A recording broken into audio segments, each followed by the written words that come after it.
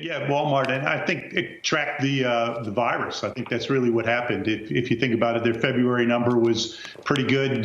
March really took off as things stocked up. The sort of once in a lifetime, month-long hurricane, as Doug described it, that lasted through March, with a little bit of a dip in April, and then another infusion of cash with the stimulus checks and a pickup back at the end of April.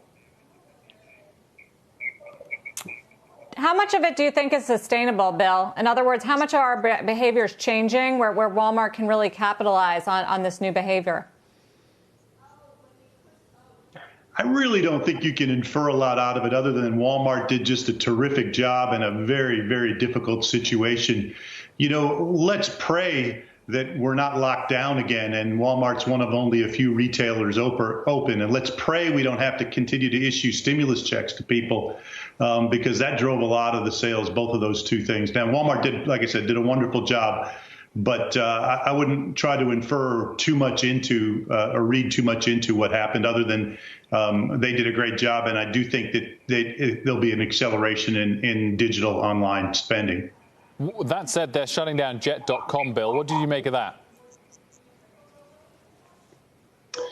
Well, you know, it's an expensive acquisition to shut down in under 5 years. But as Doug said, I think they got what they needed to out of it to boost the Walmart.com site. And I'd keep an eye on Mark Lowry. I think his time is his obligation is going to come to an end, I think, at the 5-year mark. So sometimes this summer, and we'll see if he stays and what happens there. Bill, Home Depot was out today as well. I mean, it was also pretty strong, despite the fact that it missed estimates. And then there was Kohl's, which was a big miss.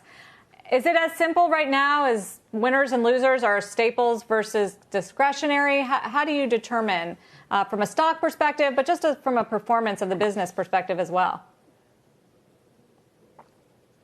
Yeah, I mean, you know, Depot was open and Kohl's was closed for most of the time. So, like I said, it's difficult to say one did well and Depot did well. Don't get the wrong idea. I mean, they, you know, staying open during this difficult time was just incredible for those guys to do it. And if you went by there, and I did it several times, they were busy. People were shopping. You go by Kohl's and they're closed. So it's really difficult to say that Kohl's had a bad quarter. I had a financial bad quarter, but we won't really know until they get open and start to see if they can gain some traction again. But none of these department stores really have had a major e-commerce success story like what we're seeing from Walmart. So even though Walmart was allowed to be open and Kohl's wasn't, I mean, it's not like people were going directly online and shopping. They could have done better. I mean, other brands we're seeing, like a Nike, for instance, had to close all of its stores, and they got a huge surge of business and online. Sure, you're right, exactly. And I think that'll be a big learning. And those retailers that adapt and bring their brand to the customer in whatever format they want to deal with it, you know, and develop a digital business will be successful. And if you can't, it's going to be hard. And I do think that this last couple of months accelerated that trend.